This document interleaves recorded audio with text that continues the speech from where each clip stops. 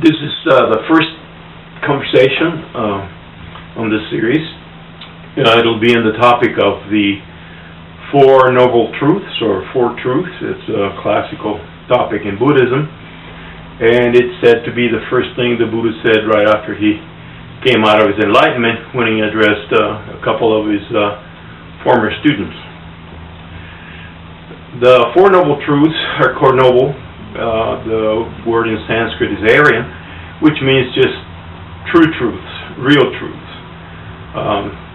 So, in a modern context, we perhaps might just say the Four Truths.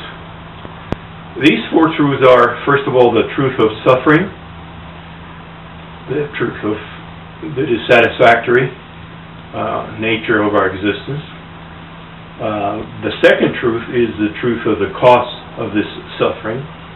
The third one is the truth of the removal of the suffering, which probably is a really important one. And the last one is the truth of the path for the removal of suffering, which classically is 8 activities, including generosity, concentration, and some others. We will discuss that in a perhaps more modern or more stylized context. The first truth is probably the most important for someone who is just beginning to be interested in spirituality or Buddhism, the truth of suffering. It's been interpreted as pessimistic, that the Buddha was saying that all life is suffering, but obviously this is not true, because there's enlightenment and there's a release from suffering, and that's life as well. A Buddha is alive, a Saint Bodhisattva warrior, which is a Buddha candidate, is alive. So these lives are devoid of suffering. So it's not life itself, or not even what we experience as the external world, that is the cause, or that is suffering. The suffering, it's a special kind of suffering. It's not a toothache or getting a ticket because you're parked in the wrong place. It has to do with the unsatisfactory nature of things in our world. The kind of Chinese food effect that after you eat 20 minutes later you're hungry again. The word in Sanskrit again is dukkha, and unsatisfactory means that no matter what we acquire in the world, no matter what we touch in the world, even though it seems to bring pleasure at times, eventually, because of the law of impermanence, it will change. And the suffering is the resistance to that change, is the resistance of the truth of what is. It is not that you have a toothache, but it is how you struggle and suffer from resisting and obsessing, maybe even if you don't do anything about it, which would be the logical thing. Or the truth of that your wife left you or your husband left you is not the fact that they left, but how you struggle, self-recriminate, become enraged. All these reactions are what the suffering is. We create it. It is not. As great teacher Milarepa said, it is not the things of the world that cause you suffering, but it is your attachment to them that does. So that first truth we have all experienced in our lives, and again must be separated from pain. In this world we will experience at times pain, but at times pleasure.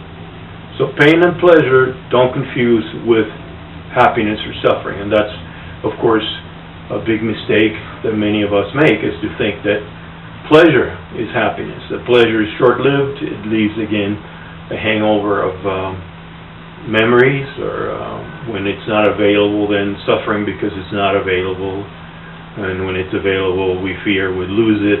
So again, it's not pain or pleasure, and there's plenty of pleasure in life as well, but how we cling to pleasure and how we fight the fact of pain being present. The truth of the cause of suffering we've kind of drifted into. It's this struggle, and the core of that suffering is considered to be not understanding who we are. In Buddhism they call it ignorance, but ignorance is not ignorance in the sense of not knowing a fact. It's more in a sense of ignoring. Our attention is turned outward to all the objects of the world. We seem to be confronted with multiplicity of objects.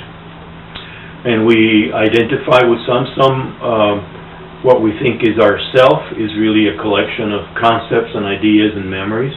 So we cling to that as we are this, and that me then looks at the world and wants to possess either material objects such as houses, cars, and so on, or mental objects such as status, beauty, fame, characteristics that will reflect and aggrandize that imagined self. It doesn't mean that I'm not here. Of course I'm here. There is a physical self speaking and organizing things, but that is not all I am, and in fact not the main thing I am or you are. So this confusion, identification with the body, with concept, with the world, is ignorance. Now because, let's say, let's put it this way, suffering exists because of ignorance. Suffering has a cause, and because it has a cause, if the cause is removed, suffering would be removed. That's the third truth, the truth of the cause, or the truth, rather, of the removal of the cause. What do we mean by removing? Well, by removing, we mean, since we cherish this self and attach ourselves to impermanent things, to see through the fact that this identification, that's the key word, the identifications we have are in fact straw man. To see that through and to realize that we are something else, and I'll just give you a hint, we are this pure awareness that has no beginning and has no end. So the body, this person, is a temporary coat, a vestment, you might say, of this awareness. So that identifying with all these objects brings us into time and into impermanence, and removing the attachment, seeing through the impermanence of all these things, would bring us to the end of suffering. And we can see this even before, the end of the path, that gradually in our lives these struggles diminish as we practice in and see through and realize we are this pure awareness, which again may be recognized quickly or may take a long time. To be realistic, we have so many confusions, so many clouding. It's like the sun and the clouds. The sun's always there shining, as is our true self, and yet the clouds can cover it. It is not that there isn't less sun or that the sun is affected, but we need to remove the clouds to experience the full beauty and warmth and power of the sun. The same with ourselves. The truth of the path, again, in classical Buddhism, and sometime we might go through that, but I would have to have notes. I don't have it memorized. The Eightfold Path, there's 8 steps: generosity, loving kindness, concentration. But for this presentation, I said the truth of the path is that if we do engage in meditation, if we practice presence in the present moment, as Eckhart Tolle speaks about, when we do that, and we use awareness to recognize the patterns that pull us back from the now, from stillness, as we recognize those patterns, that those energies dissolve, the blockages dissolve, and our sense of presence and awareness becomes stronger and stronger till it's continuous. And basically that process, through meditation and through some other practices like loving kindness and Tonglen, which we'll discuss at other times. First we prepare by practicing.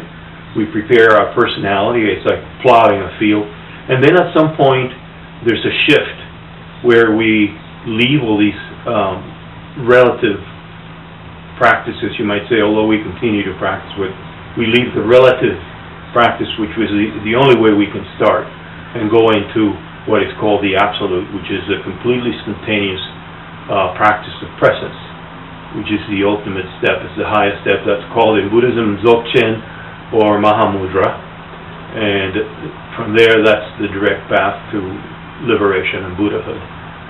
So those are the 4 truths in a summarized, somewhat modernized version.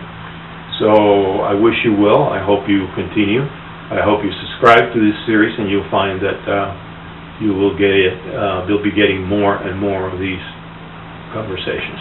Thank you.